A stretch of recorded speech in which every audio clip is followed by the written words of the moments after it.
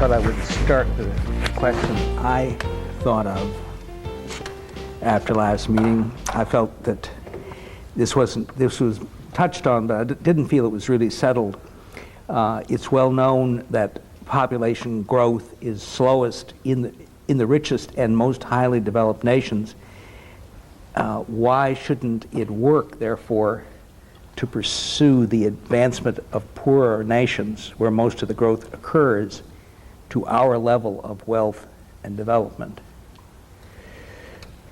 I wouldn't put that in too abstract terms.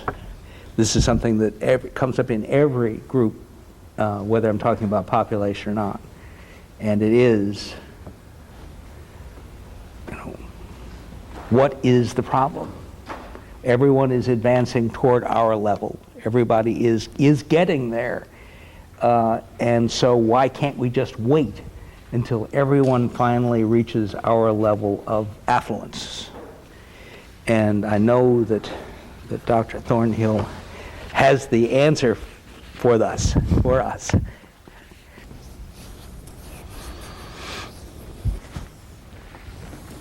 We'll put time on the x-axis, and on the y-axis it's going to be one of two things. It's either going to be birth rates or death rates, and I'll label which lines are which in a minute, but let's just put birth or death rates.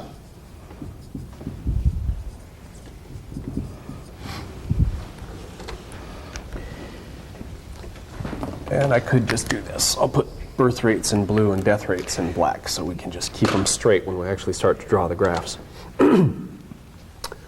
When a population is very small and not growing, or very large and not growing, birth rates and death rates are roughly equivalent, so that there's no net change in the population size. So if we were to start out with a very high birth rate and a very high death rate, which is the case in what we would call an underdeveloped country, there is no real net change of population size. The birth rates are very high, the death rates are very high, but the population stays more or less stable. And this was the case for the first, millions and millions of years of human existence, as it is with most animals and plants on the planet. Most animals and plants that are born do not survive and reproduce.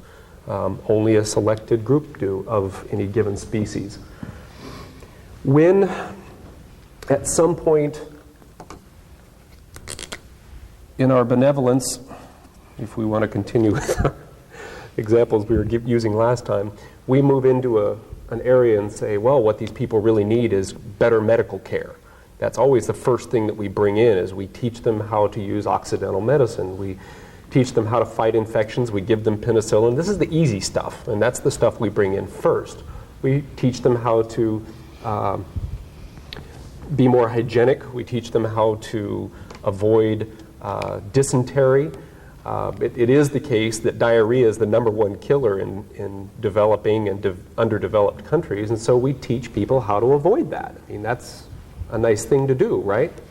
Well, as a result of doing that, so this red dot is basically where we introduce healthcare.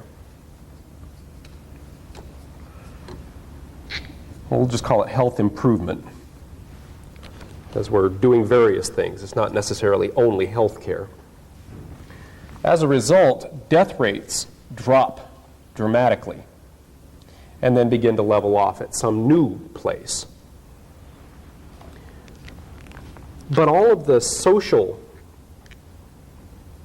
issues and all of the economic development that takes place in a country that begins to slow down the birth rates happens well after all of the health improvements are brought into a country. And so there's a long time lag between the time that health improvements are made and the time when the birth rates start to decline. And so what you have is birth rates staying very high for a long time and then beginning to drop and then starting to level off again.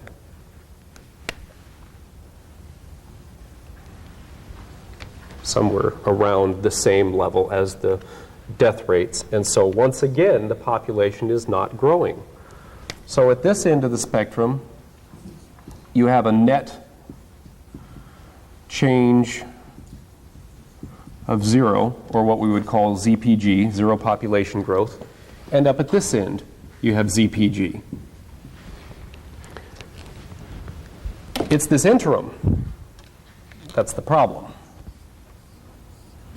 This, between here and here, this whole block of time is where population growth is occurring.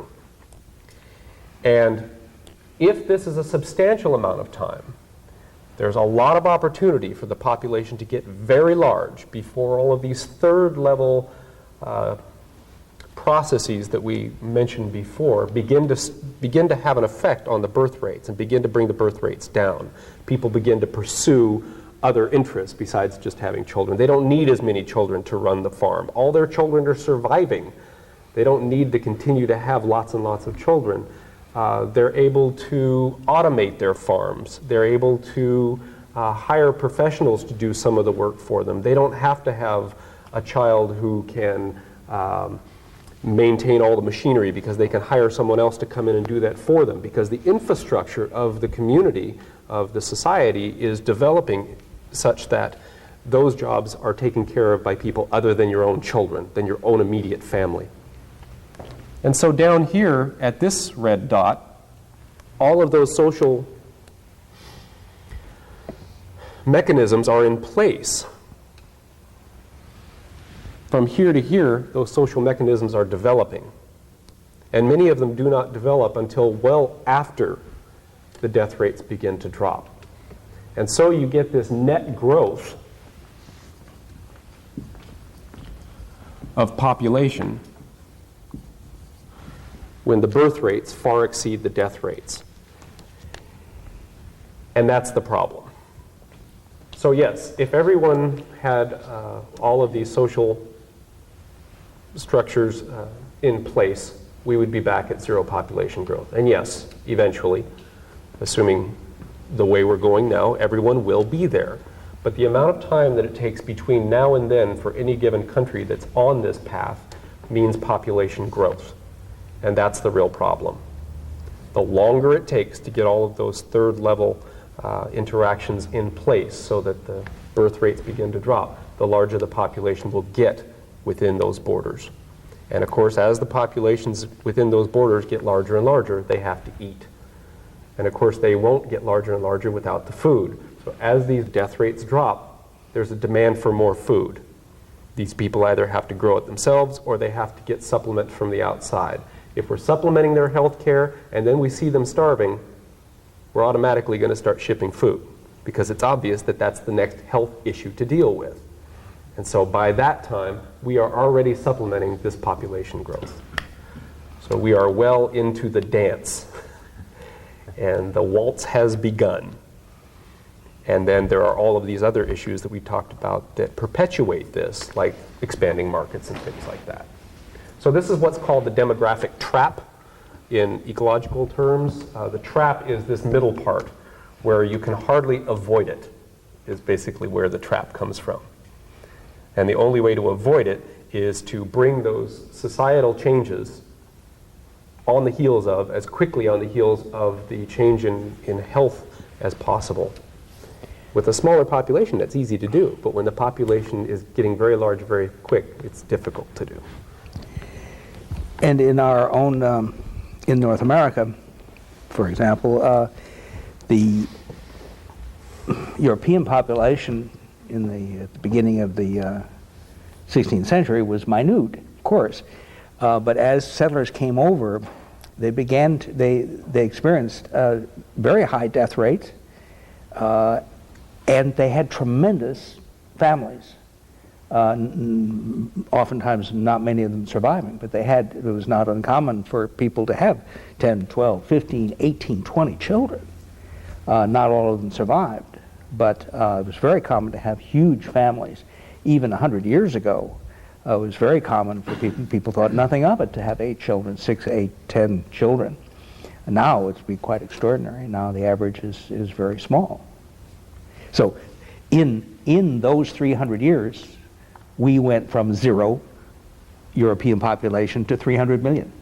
They were caught in the trap. I would have thought of the demographic trap as more referring to like a fish trap or something. It catches people. That's what happened in there, but I don't know. I think this is something that I learned from Dr. Thornhill the last time we went through population, and it made it very clear. I'm glad to have it down on tape so people can see it, follow it.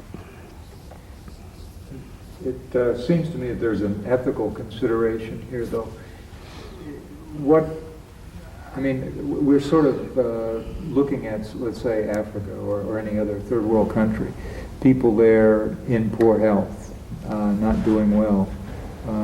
Aren't they as valuable as we are, and therefore aren't we obligated, if we have the resources, to give them the health care, which then we set this in motion? And I can see from a population growth perspective that this is not good.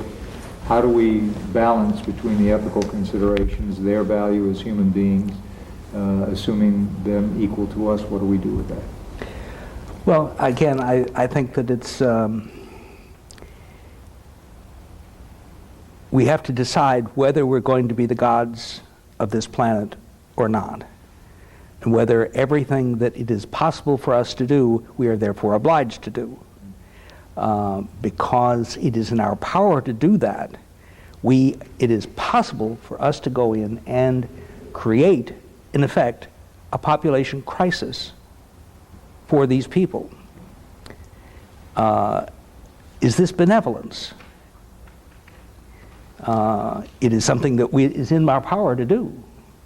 But is this wise? Is this what kind of a God would do this to a population that has been going along for a very long time, tens of thousands of years, hundreds of thousands of years perhaps, and for us to come in and say, we're going to give you new standards, our standards of how people should live.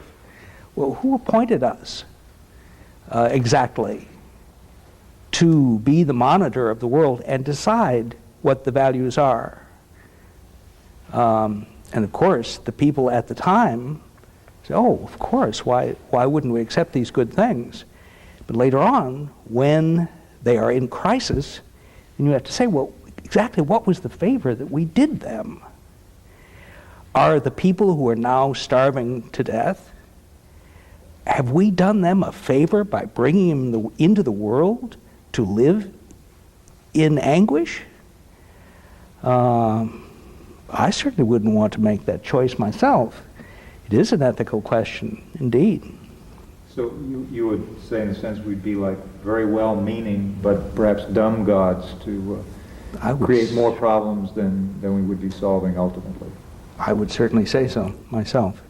I think that, again, I would rather follow the example of God, and who lets things, has created a world, or the gods have created a world where everything works, has been working for billions of years, everything balances out, it goes on, it succeeds,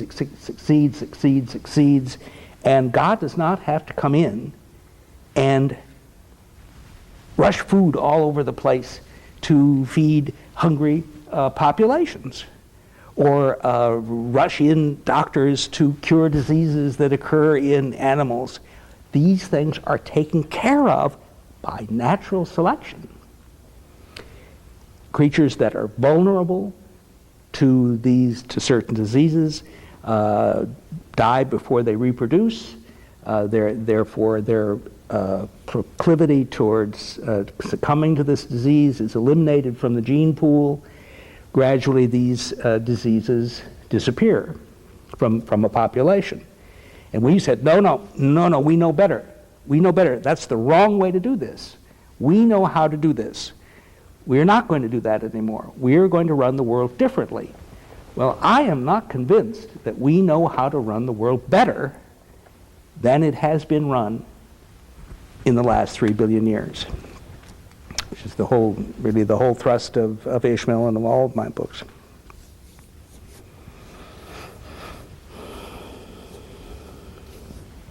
One other aspect to this then, given what you just said, would it be possible for someone to draw the conclusion that you would be for getting rid of medicine? I mean, why cure our population from illnesses? Why not just let natural selection, natural processes create a stronger group of human beings or whatever?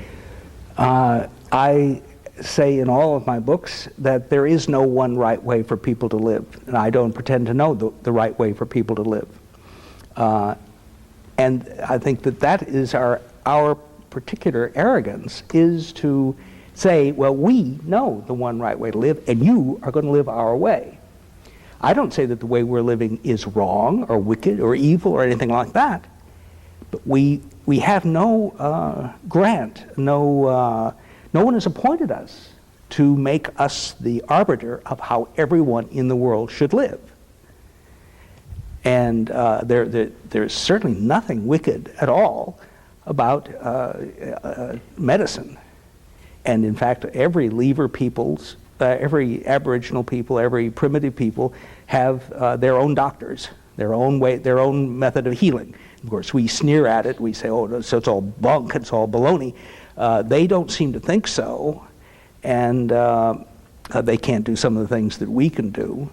But they have a different orientation toward life and toward death, and death does not strike them as tragic, doesn't strike me as tragic, and I will not fight death the way that I see people in our culture fighting it. I don't want to live another hour or another week on machinery or things like that.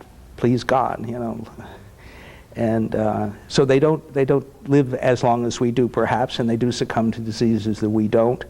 And if you want to be cured of those diseases, you should have the option to do it. I'm not saying it should be forbidden at all.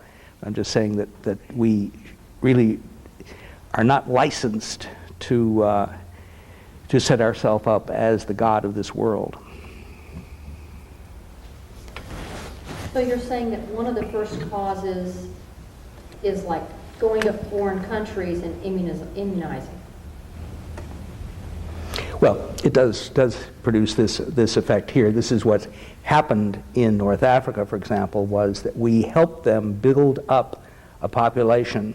When we went in, the population was tiny because the resources in that area are so small. And so, but they've been living, with those resources, and there were bad times just like there are now, periods of long drought, but it was not a disaster for them because they were small and they could always eke out a living and keep going. But by building them up, we built them up for a crash and for a terrible experience that they're having now. And so people charge me and say, well, how can you possibly not keep all those people alive? Again, saying we are gods now, and the world is in our hands to say yes and no to who shall live and who shall die, and I will not. So when people say to me, will you let them die? I say, I don't let people die. I don't let people live. I'm not God here. I'm really proposing a different attitude towards our powers, and one that people are not necessarily prepared for, because people do see that it is an act of benevolence on our part to bring these good things to people, but then we don't stick around to see the disaster that we create. We come in and we do our little good deeds, and then we go away. And then everyone says to me, as though it's my fault that they're having a famine there. Well, our benevolence put them in a position for them to suffer now. And all I'm saying is that if we if we go in and continue to support them, to keep them at that level, we can support them, we can keep them in a state of famine for a long time. And if that is your idea of benevolence, then I have to say, God bless you, but it's not mine. But I don't say, I don't forbid anybody from doing anything. You proposed earlier, for example, if we all decided to stay in Houston and just live, for example, with the resources of Houston, that means then we really wouldn't be eating apples, because apples do not grow well in Houston. Right. And we wouldn't be importing peaches from Chile in the off-season. We would have to survive on the resources that are natural to the area, that can survive in the area, and that would mean we'd have to get used to not having strawberries 12 months out of the year. So, if we really were going to make this happen, what would you say would be the first steps that we could take? Buy local. Buy local, yeah. Give the small farmers in the area a chance to survive to begin with. Yeah. Also, initiate locally. This isn't something that we have to pass national legislation about. We shouldn't even think of doing such a thing, because if we were to try such a thing, we'd be fighting about it for the next 50 years. And we don't have 50 years to do this. But people can do things locally if they'll get together and if they understand this kind of thinking, and start from there and say, well, how could we work something out just in this little community here? I have suggested that the impetus for our food race is that the farmers get paid more, make more money, the more food they grow. It's obvious, and that we could eliminate that impetus to our food race if we said, no, we're not going to pay you for the amount you grow. We're going to pay you for the service of growing the food that we need. We're not saying grow less. We're saying we're not going to weigh it anymore. So it doesn't matter if you come here with 20 tons, if we only need 10 tons. We're going to pay you for the food we need, not just for the sheer bulk of what you do. So what happens now is that the farmers grow the food, and of course it isn't needed in their area or within 1,000 miles, but it's needed somewhere, and so they ship it off to someplace else where we are using that food to fuel their population explosion. But even a squirrel and lots of animals will save for the wintertime. But they don't ship it off to another population that's starving So in you're order to saying keep that population from starving. Okay. I'm just trying to imagine how we could implement something like this. I mean, Well, we have a lot of imagine- jalapenos here. Imagine, Imagine we would how have this the could best happen. beans and rice recipe books ever.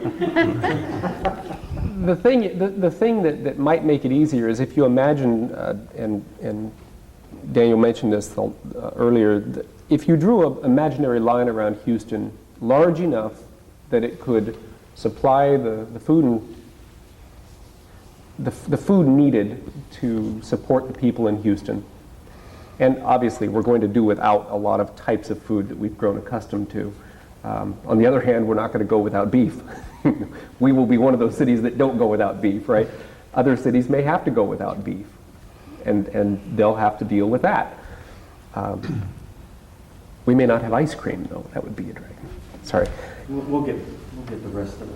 Bluebell will be. Oh, Bluebell's in there. Yes. Okay. That's right. We have dairy farms. What am I thinking? What are you thinking?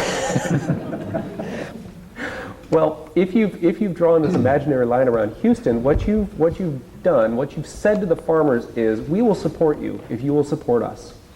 Just us, within Houston. We will support you. You will not go hungry. You will not go needing if we don't go hungry and we don't go needing. And so what you're establishing here is a tribal relationship with your food providers. And what you need to start thinking about is, how do you establish tribal relationships with all those services that you need to survive? Food is one of those services we need to survive. So let's establish a tribal relationship with them. Instead of a monetary exchange, instead of paying for volume, and everything starts to change. Your perspective changes. It's no longer a problem that we're not producing a surplus of food. We could grow a surplus of food and we could store it for use in Houston when the farmers don't produce enough to meet the need. But we don't ship the excess out to some other location. And we don't encourage the farmers to create a surplus to send out to another place. Because other people in this suggested format, other people wouldn't buy it. For example, the situation. Go ahead. I'm sorry. No. So why not? What if they come down from Austin and the guy has a bag of apples, pretend the apples grow, and say, I'd like to trade my apples for some beef. Why not?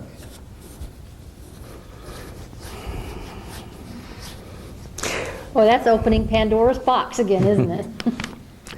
Well, there has always been a certain amount of trade between tribal communities, whether it was for feathers or different kinds of beans or pottery. There's always been trade between tribal communities. I find less difficulty with that. You see, if you're trading apples for steaks, then you have equality. But if you're trading apples for cellular phones, the deal is a little bit different than. So you're trading equal resources. So in other words, in Honduras, for example, where they've just suffered a big natural disaster, we really should not help them if they don't have anything to trade? Or you can only trade, because we would be hurting them to be helping them. No, Trying to figure I this don't out. see I'm that. just thinking of like think of the wildlife that was just devastated by what happened there. Not just the humans, but everything, suffering from 100-mile-an-hour winds or whatever. There's a real and our first reaction is send all of this food down there. So how do you view a problem like that? Well, the disaster that occurred there was not a disaster produced by overpopulation. Okay. To me, this is the same as people will say, well, what about, suppose the family next door to you is hungry. Wouldn't you give them food? Yes, I would. But that's not the same thing at all. We are not in an area of famine. Our problem is we're not overpopulating this area. Our carrying capacity, we haven't begun to reach our carrying capacity in this area. So someone starving next door is quite a different deal than people starving in North Africa. I don't really know what has happened in Honduras. I know there's been a disaster, but I don't know what the effects of that are. If it has been denuded of vegetation, then its carrying capacity is right now very low indeed. Yeah, and we may depends on what can we reasonably expect them to get back to normal. If it's a matter of they will never get back to normal, then for us to take on the obligation to keep them at a population that they can no longer, that the carrying capacity of their region will no longer support, as Dr. Thornhill pointed out in our last meeting,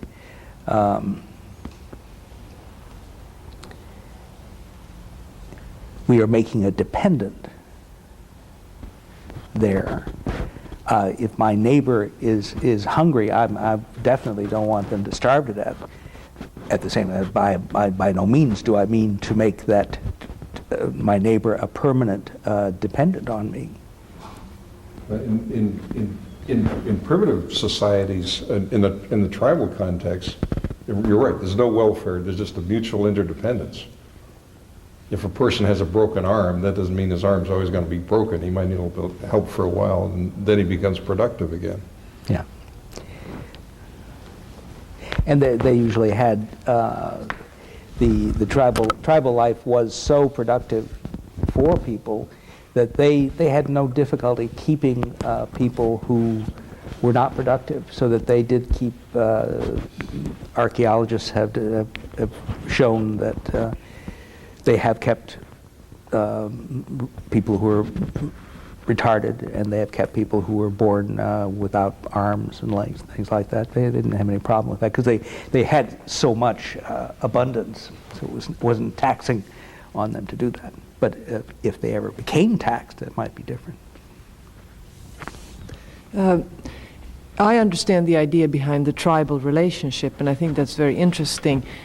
What's not clear to me is how you create tribal relationships in large populations, like Houston, 3 million people.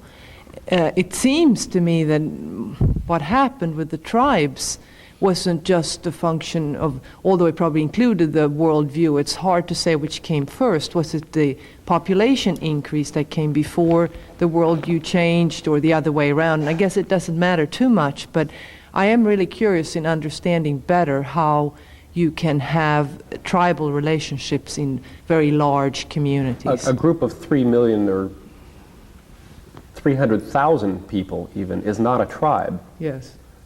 A group of 10,000 flamingos is a flock, because that's the way they have evolved. They have evolved in large groups. They have evolved societal systems that work for large groups.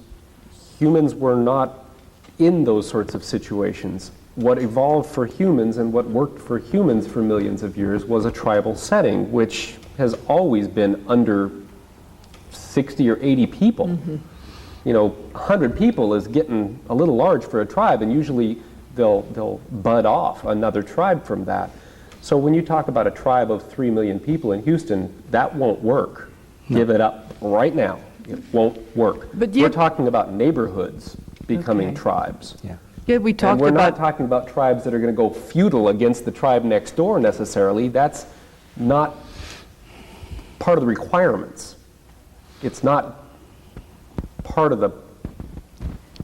the definition of a tribe. So we don't have to go to war with the neighborhood next door. We don't have to be gangs. But you do have to establish interdependencies with other people that have a like mind, so that there is some sort of mutual support. So what does it mean then to draw this boundary? We talked about that last time. Resources. You know, say, yeah, we draw a boundary it's around. Food resources we're talking about. And how, I'm just trying to envision how that would work in neighborhood tribes, let's say. I guess you could have your own community gardens, so you could have Or the farmers from outside of Houston would bring everything to a central location. It would be distributed to neighborhoods. I don't know. There could be 1,000 ways of doing it. There's no necessity for the tribe, each individual tribe, to be entirely self-sufficient. There isn't that implication. Right. If the resources, and there were also, I think it has to be realized that the Navajo were not 60 people. The Navajo was a nation of tribes, of tribal units. And there were many thousands, I have no idea what the top number of Navajo were. But within the Navajo nation, they had their resources, and they didn't go to the Hopi, as I said, and say, "Oops, our population has doubled. Can you sell us some food?" They had to stay within their area and deal with their resources. But there were many tribal units within that nation, and so it was a tribe of tribes, if you like. And I'm sure that there probably was trading of resources of all kinds. Some clans would be would be artisans, and other clans would be much better at growing a particular kind of food, so there would be trade among them. So you wouldn't need every neighborhood to have a neighborhood garden. No. That wouldn't be necessary. But you might have a neighborhood that just by chance happens to be a whole bunch of engineers, and they might get called upon by the neighboring neighborhood when a bridge needs repaired.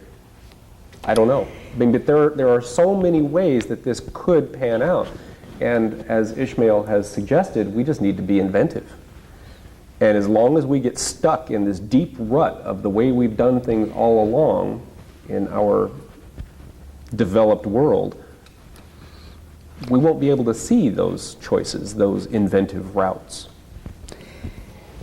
In my next book, in Beyond Civilization, I stressed the point that we're none of us surprised to learn that a troop of baboons is a social organization that works for baboons, and that a flock of geese is a social organization that works for geese, and that a band of gorillas is a social organization that works for gorillas. What I've made the point is that the tribe is exactly the same thing. The tribe is a social organization that works for humans, and it worked for humans, and it came to us through natural selection. This was what did work over the millions of years it took us to become humans. We became humans in tribal organizations. So we know that that is a system that works for humans. What we have replaced that with is a hierarchical system, which people at the top like very much, and the people in the middle like somewhat, and the people at the bottom don't like very much at all, but they have to put up with it, they think. And so always, I'm not trying to say what people should do, but I'm trying to get them to go back and realize that we don't have to reinvent. We don't have to invent a way that works for humans. We have that as a gift from natural selection. We have to go back and understand why it worked for humans, and to study it the way that ethologists study the way that a flock works, or the way that a troop works, and then to begin to say, well, how we know that works, and we know this doesn't work. So how can we begin to use these ideas to rethink the way we're living now?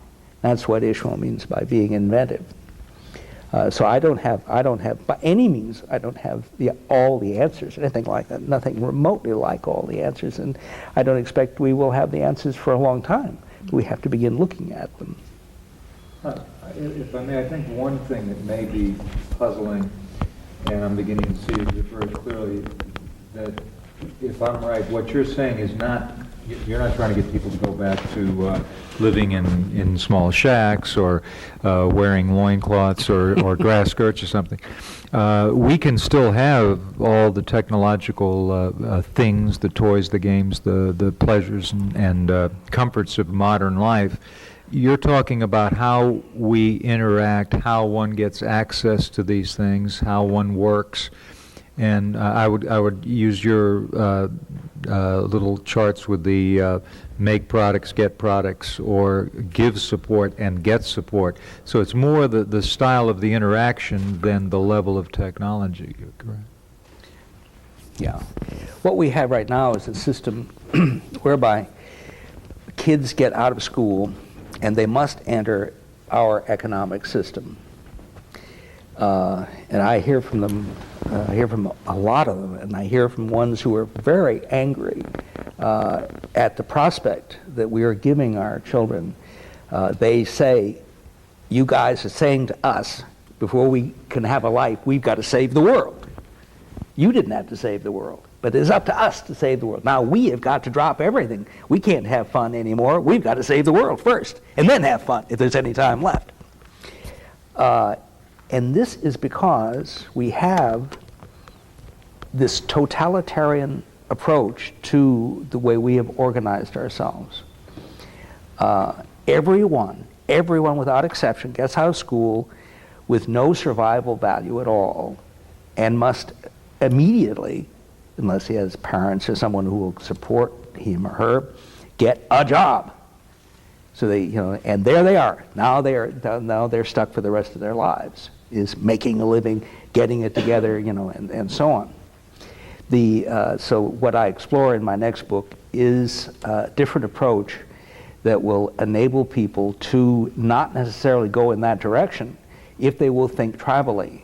The tribe I've roughly defined as a group of people, non-hierarchical, an egalitarian, democratic group that is engaged in making a living together. Don't necessarily live together. It doesn't matter whether they live together or not. Tribes were egalitarian. They had chiefs very often, or elders, or something like that, who were not a hierarchy. We're not lords. We're not royalty, but we're basically the same as everybody else. And so I say that we have a good example of how tribes work in the circus. The circus is a tribe, or you might see it as a tribe of tribes. And within the tribe, the circus has a boss, of course, but people in the circus recognize that the boss is another job, and it's not necessarily the best job. It may get the best salary, or may not get the best salary either. Probably the stars get more money than the boss. And so they recognize they must have a boss, but the boss is not the lord and master that they must kowtow to. That's a very tribal model. And that if people will think of approaching it this way, and I give many examples in that book, of people getting together and working tribally to make a living, instead of immediately figuring out how to get plugged into what I call pyramid building. We are still doing exactly the same things as the workers of ancient Egypt, except that our pyramids are now being built for Bill Gates and Sam, what's his name, of Walmart. But we're still building those pyramids. And it's time for us to try something new. I was going to ask about the culture itself, that what we call civilization, is distinct from the human race. What do you see in the civilization that merits being saved? If we march beyond civilization, what would you see of value that the tribes should attempt to incorporate from this 10,000 years of hierarchical achievement? Oh, I think that will take care of itself through natural selection. The people who like doing what we're doing, the people who are very successful at it, are definitely going to continue it. And I have nothing against them continuing it, because there is no one right way for people to live. The point is that the rest of us should have an opportunity to live the way we want to live and not work on the pyramids. It is my feeling that Karl Marx got off on this track of saying, well, we shouldn't be building the pyramids for these people, Bill Gateses and so on. What we should do is build the pyramids for ourselves. But the fact is that people don't want to build. Some people want to build pyramids, but not everybody wants to build pyramids. I don't want to build a pyramid. Most people want smaller and more amusing things to do than to build these goddamn pyramids. And so I think that his whole idea of workers going out there and saying, oh, we're not going to work for you anymore, we're going to work for ourselves, doing the same thing. No, I don't think so. Because that isn't what most people want. I know, I hear from them, and they're just crying out. They just cannot see going into this work and continuing to do what their parents did. They're just absolutely fed up with it. And we have to open up the world for them. But those who want to continue it will continue it, and I wish them all the best in the world. And everyone should have the opportunity to do what suits them, and hold on to as much as they want to hold on to. If you're crazy for electronics, I wouldn't want to take it away from you. I know I'm not going to give up my word processor. Does that answer your question? So, but you are in favor of the human race being saved. Yeah. Believe it or not, people can get very hot on this issue. People will ask, what is the value of the human race and why should it be saved? And my answer is, what is my answer? To me, it's Filling like us with confidence here. It's like, well, you're living in a house and the house starts to burn down. Well, do you have to have explained to you why you should run outdoors and not get burned alive? What is the value of your life? I don't see why I should have to justify the value of the human race. I don't know what the value. I just feel that I would. There's no reason why the human race should be terminated after 3 million years and 10,000 years of a glorious flowering.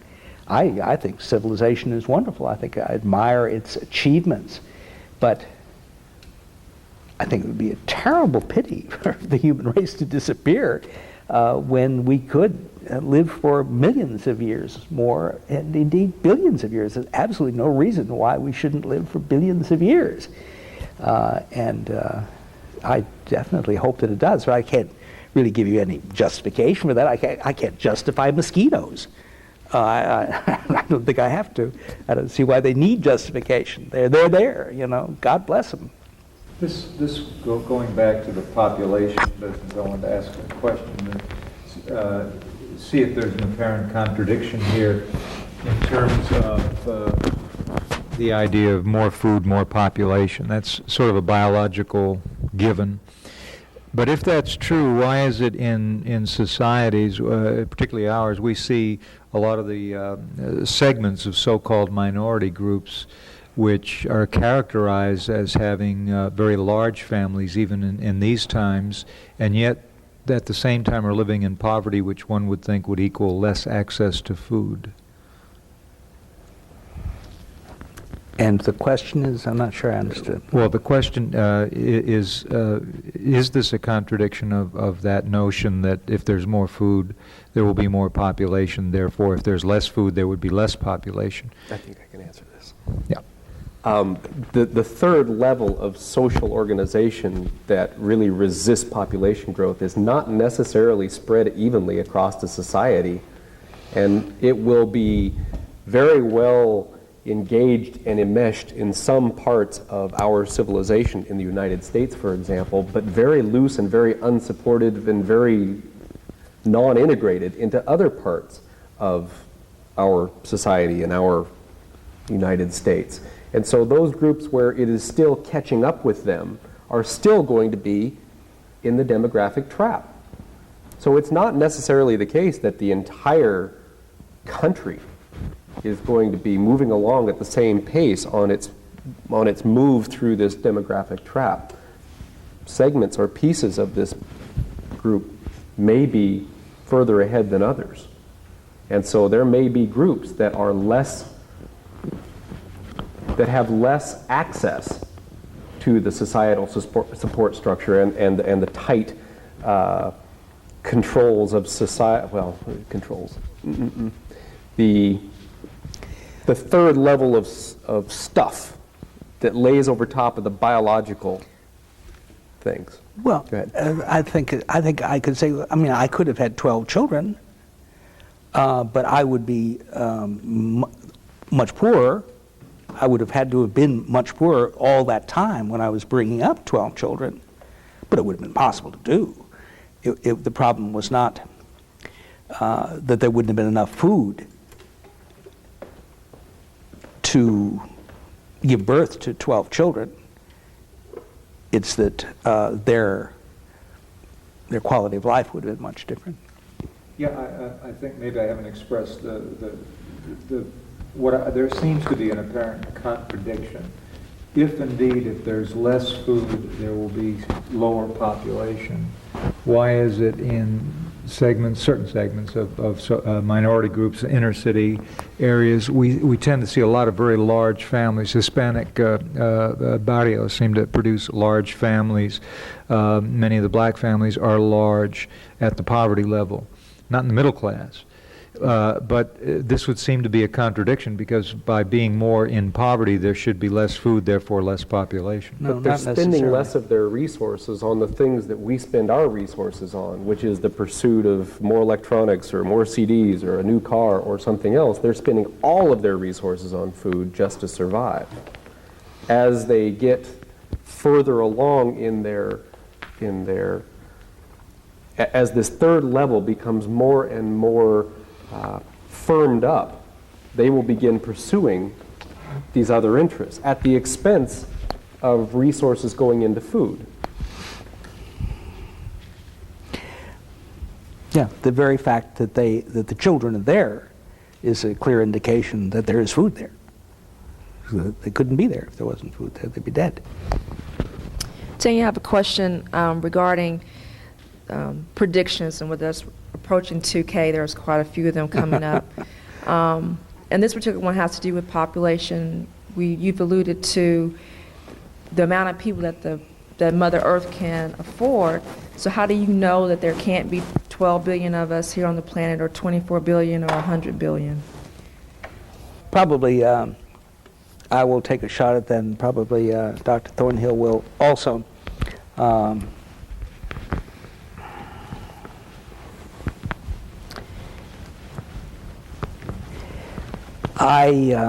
I know it only intuitively, having lived for quite a while and having seen the remarkable deterioration in life among us as we become so crowded and non-material resources begin to disappear, space, opportunity, things like that. And I just can't conceive that even if we could survive biologically, that to live in a world of 12 billion people, I think, would not be a pleasant experience. And I must ask, why would you want to have 12 billion people? Even if it were possible, why would anyone want to have 12 billion people? What is it that we gain considering what we lose? We know that those 12 billion people, the mass, the biomass that is needed to make those additional 6 billion people must come from our neighbors in the community of life. So as we gain, they of necessity lose. We can only get that biomass from them, from our neighbors in the community of life, including whole species of them, as we destroy their habitat in order to increase our own resources. Alan? I have two things to answer that with, and the second one has a caveat, so help me to remember to throw in the caveat. The first thing is more intuitive, like your response was. Imagine any problem on the planet, any place, anything that comes to mind first, whatever problem is forefront in your mind right now, and then double the number of people involved in that problem. Does the situation get better? Or does it remain the same? Or does it get worse?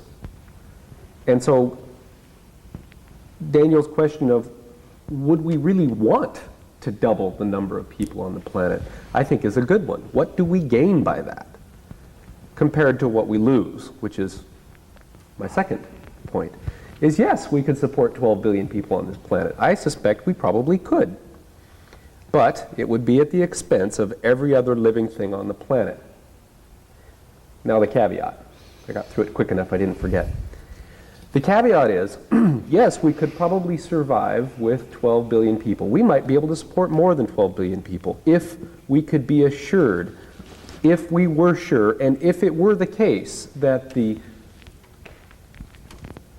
support system that is the planet Earth wouldn't collapse as we slowly pulled the bricks out of the building. In other words, yes, we can convert all of the biomass on the planet to human mass, but at some point, the lungs are going to stop working. The ability of the Earth to recycle air and put oxygen back into the atmosphere, to get CO2 out, to clean the water, to cycle nitrogen and carbon. All of these systems will eventually begin to break down because at the moment there is a tightly interwoven mechanism that is this entire planet that makes these things work. And it requires a large number of systems to make it all work. And as we start to deconstruct these systems, they will probably go along just fine. Just like pulling bricks out of the building will not cause the building to fall immediately. But at some point, we're going to pull enough bricks out of one section of the building that we're going to see a catastrophe. Half the building's going to collapse. Or we're going to pull out some really key issues and the building's going to topple. So what we are really doing is undermining the foundation of life on Earth by converting the biomass into human mass. So yeah, we could probably support 12 billion, but there's that caveat. Yeah. Let me And ask one thing. In the periods where we've had these mass exterminations before, like not just the meteorite 65 million years ago, but like the Permian period, something like that, are we really, are we our own meteorite? In other words, if we're on the order of magnitude greater Yeah, but than, we're about 40 million years too early. I'm trying to get an idea about, that's not what's going to happen when we have 12 billion people, but now, aren't we already experiencing the ecological holocaust now? Isn't that exactly what's happening? So that the rainfall in Nicaragua really is a result of El Nino and global warming, which is a result of overpopulation, or the break off of the huge ice sheet in Antarctica is a result of global warming, or the increase in the methane coming out of the permafrost in the polar regions is a result of global warming. So we have more cars that we are producing, or we're getting the Chinese to produce more electricity. Isn't that just what we're experiencing now? It's not something that's going to happen. It is happening. Isn't that? Some of us would agree with you, and some of us would say it's well on its way. But there's enough people that are buying into the idea that all we need to do is X and we'll be fine, that we don't have a consensus yet. There's enough people out there that are saying all we need to do is increase our efficiency. Or get Redistribute the food better. Hydrogen fusion, for example. Get hydrogen or fusion. Solar power. All we got to do is get solar power and everything will right. be fine. Right. Well, this is what Mother Culture tells us, is that we don't want to dismantle what we've got. We don't want to stop pedaling our flying machine. We just have to pedal faster, pedal better, take fewer breaks, stop taking vacations. I mean, if you want a better life nowadays, you'd better not be taking vacations. Yeah. Well, so that the technological fix, which is a part of the Mother Culture's inherent message, is as great as the heroin or any other kind of fix, that you just have to have more and more of it to keep the plates in the air, keep certainly seems the that way. squirrel cage moving. Yeah. Well, It certainly seems that way. Is it, in a way, that the Earth as a system has a tremendous self-regulating feature to it? And it's what you were talking about before. Eventually you pull out the bricks and the system rebalances itself. At a higher entropy level, yes. exactly. Is it the planet Earth really has nothing to fear from us? Not in the slightest. Whether we're here to enjoy it or not is a real Right. question. And Yeah.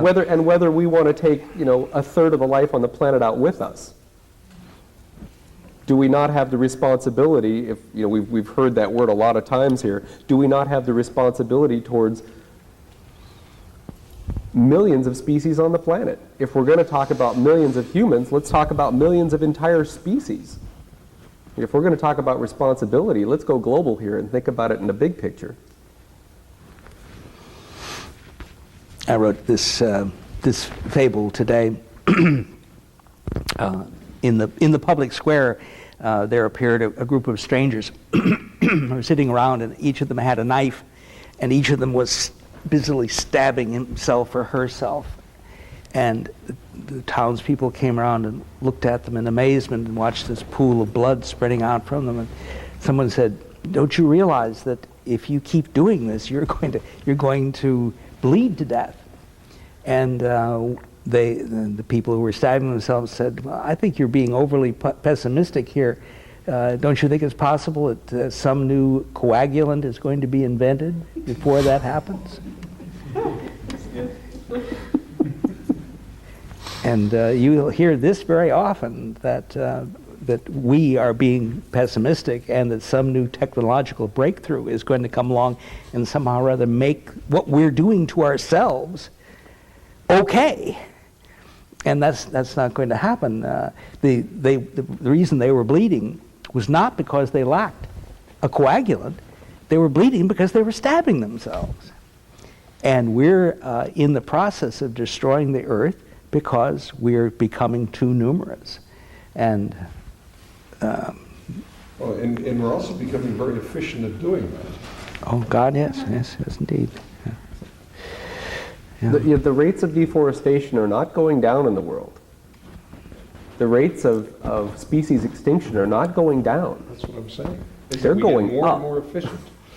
Yeah. And the number of people being added to the planet per unit time is not going down. It's going up. I mean, I said before that roughly every second that passes, we add an additional 3 people. And someone earlier said, imagine if those 3 people were ahead of you in the movie line.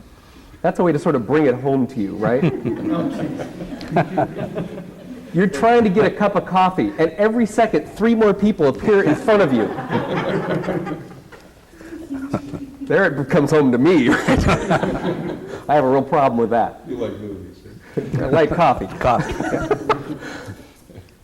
And it's not that we have to overcome this problem of 3 people being added every second. It's that we have to overcome that right now. And next year, it's going to be 3.5 people per second. And 3 years after that, it's going to be 4.5 people per second. The problem's getting larger. And for us to say that what we need is a technological fix for it is always putting technology in a catch-up mode in a race it can never win.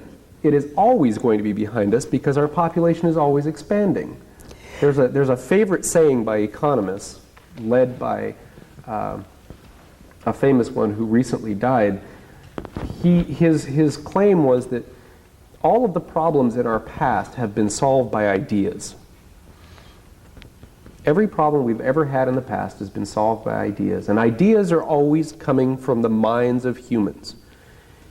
When we have more and bigger problems, what we need are more humans, so we can get more ideas. And so his mission, and this was a well-respected, world-renowned economist, Julian Simon, his comment was what we need to be doing is fueling the population growth as much as we can. Grow that population as quickly as possible, because it will be from the minds of the new people that the solutions spring. And of course, in a capitalistic society where we want to grow our markets, that's good stuff. That's an economist with an infinite worldview, right? An infinite resource worldview is going to certainly say that. Well, and of course it all works up to a point. We just don't know where the point is. Where's the straw? It might be behind us. Yeah. I can't resist making a comment about that. It seems to me that it's such a low level of evolution for human species to always be in the reactive mode, which is what you're describing, I think. We're waiting for a problem to occur so we can solve it, rather than ask, what do we want? Which seems to me to be a higher form of, being more evolved as a species, which seems to me really is at the heart of this. I mean, growing quantity here is not very interesting, but certainly quality would be. So, just a plug. What is it that we want to have happen? I would like to have a longer vacation every year, but it seems like every year the time that I can spend on vacation is less and less. I would like to have a higher quality of life, and I'm sure everyone would like to have a higher quality of life. So how do we achieve that? There are, I'm sure, people who would say to you, look, maybe this is a manifestation of our Destiny as human beings.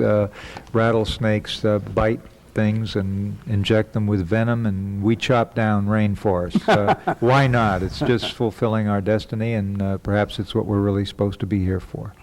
Isn't it not just natural? Yeah.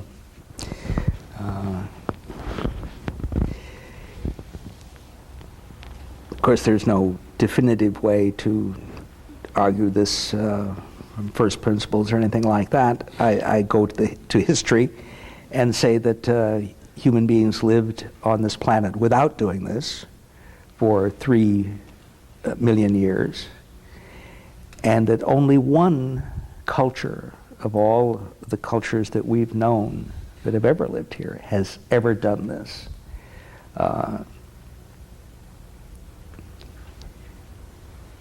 People will ask, yes, but isn't it true that our ancestors hunted other species into existence? Extinction. Into extinction, yes, thank you. But of course, they were not deliberately hunting them into extinction. They didn't know that they were hunting them into extinction. And they certainly wouldn't have hunted them into extinction, because what in the world would they gain from doing such a thing to destroy their own food base? So whenever they did that, that was by error, not by inclination. Whereas we are not hunting the rainforests into extinction. The animals that are dying out in the habitats that we're destroying, we aren't hunting them in order to eat them. We're doing this out of sheer greed and carelessness. But that isn't a characteristic of humanity. It is characteristic of our very, very strange culture. It's been one of the themes I've been pursuing, is to make people understand how very strange we are in the world. Not how typical we are, not how fated we were to become this way, but how very peculiar we are. And one of our great peculiarities among all life is the total abandon with which we are working for our own destruction. I get another image that I feel very much that what you have given to me, at least in reading of the books, is you've kind of allowed me to go up on into the wheelhouse of the Titanic. We may be on the Titanic, but at least I know I can go up to the Wheelhouse of the Titanic and perhaps steer this sucker around that iceberg, whereas Mother Culture would like me to stay down in steerage and walk around going, they say it's going to be okay. Yeah. They're sending a pilot from another boat. Yeah, we're waiting for the pilot from another boat. Expect it any time now. We're just waiting for that invention that will make us iceberg-proof. Yes. Yeah. But the thing is that good things are happening. We still carry a lot of baggage, and I guess what is it that keeps the baggage dominant? This love of authority, the unwillingness to have enough self-respect for ourselves to be able to question from time to time, and it is a peculiarity of our culture, which has as one of its fundamental policies that there is one right way for people to live, and we have it, it cannot be bettered.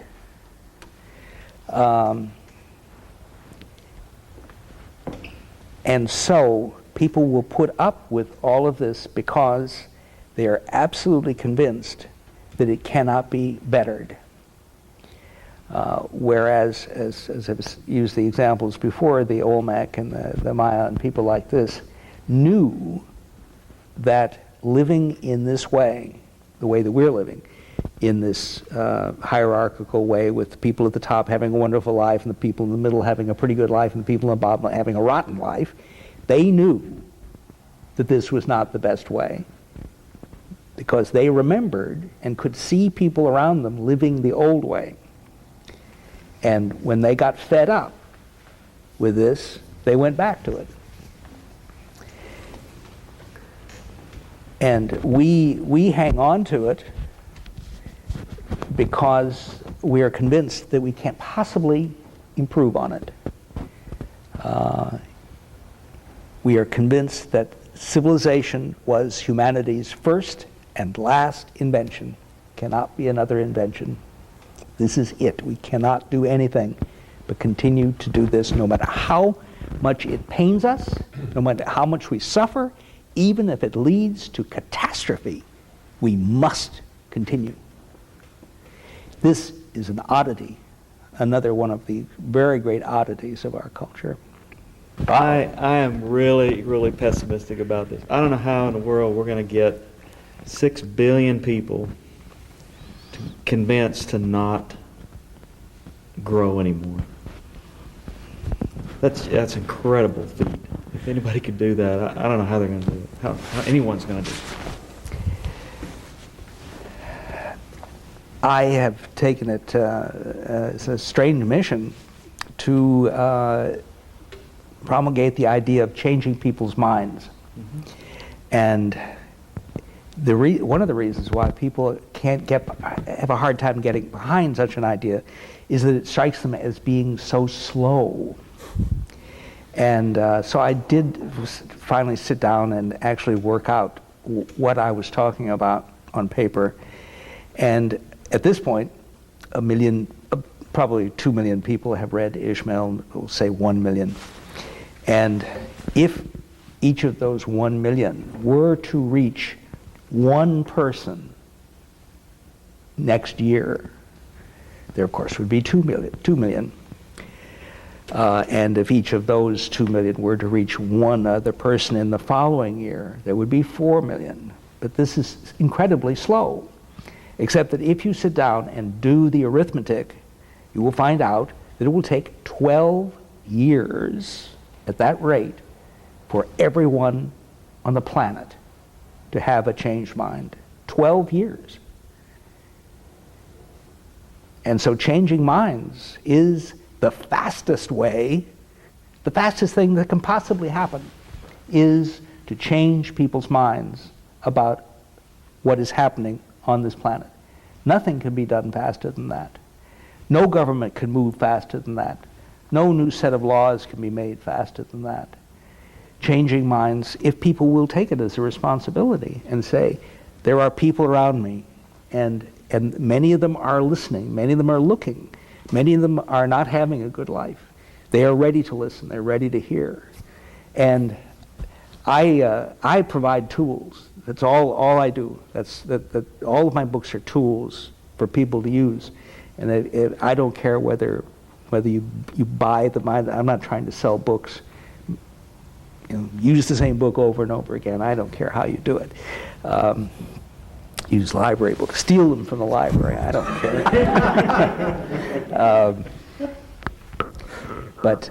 And if you come up with better tools, that's fine too. I don't mean that these are the only tools you should use.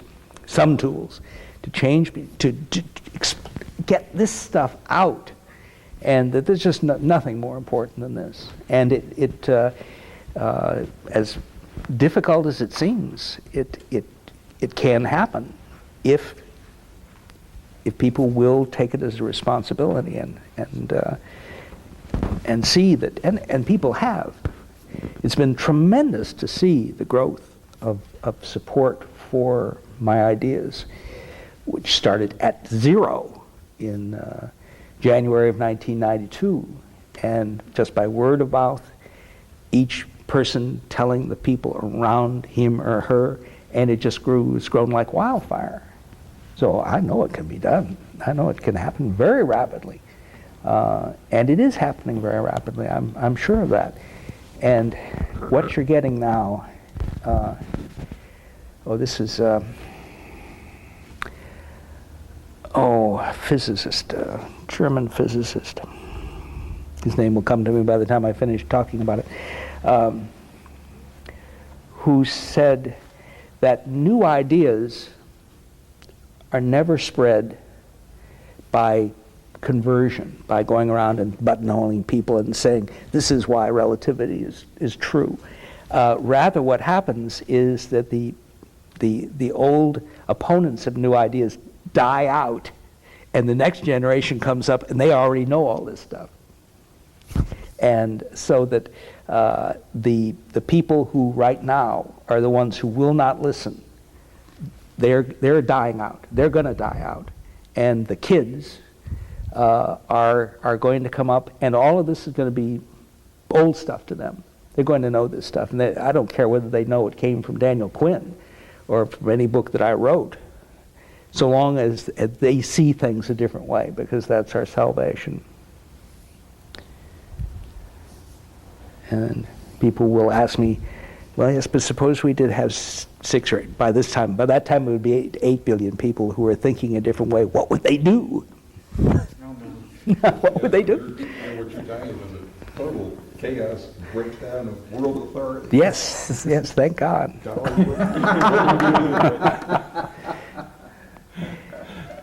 And at that point, I have to say that no paradigm can ever predict the next paradigm. And people in one paradigm may think they can predict the next paradigm, but they can't. And the people in the Middle Ages couldn't have predicted the Renaissance. I know I've said this at another meeting, but it serves. It can be said again. And I say again that if humanity is still here in 1,000 years, it will be because people are thinking a different way. Because if they go on thinking this way, there won't be people here in 1,000 years. I don't know what they'll be thinking, but they will definitely be thinking a different way, and what they'll be doing. I know they'll know this. If they're going to live in 1,000 years, if there are going to be people here, this will be child's play. Everybody will know this. This will be obvious. No one will argue with such a thing if we're still here in 1,000 years, because we won't be unless people do see this. It's as simple as that.